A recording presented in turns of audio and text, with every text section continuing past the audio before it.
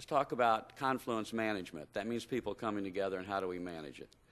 We want to see, come together, interact, exchange, be vulnerable, touch, and finally love. That's socialization.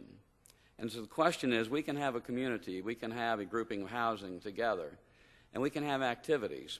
But if A goes to B, as you see in the top, and A goes to B at the bottom, and they have two activities going, there's two people going to and from an activity, whether it's a hairdresser or it's a store.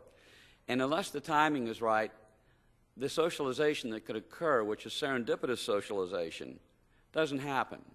Let's take a community where these people are living their lives, and you can see them. They're moving back and forth across this plaza. And if the dots signify people coming in serendipitous contact with each other, a chance to just make the first contact, to see, to say hi, you can see that a lot of activity can go on, and they can pass each other as ships in the night. Not too many. And one of the things I've seen in a lot of CCR communities is in given rooms, not too many people in a given room at a given time.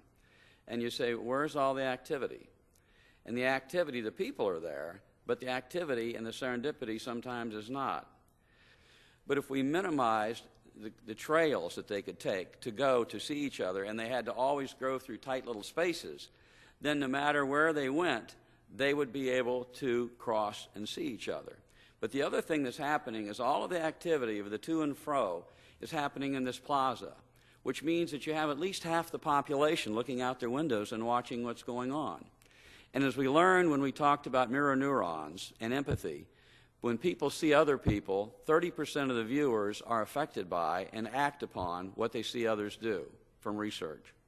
So the act of community can be enhanced and it can be controlled.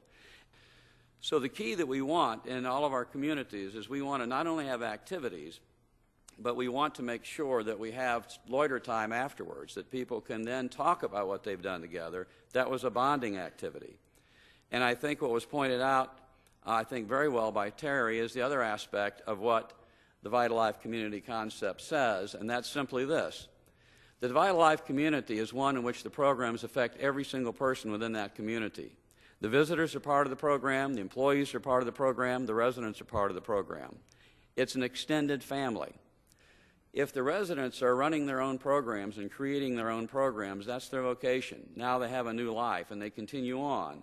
And suddenly we have the body, if you will, and it becomes theirs. They have ownership, they have stakeholding in it, it has their creative signature on it, and it is theirs.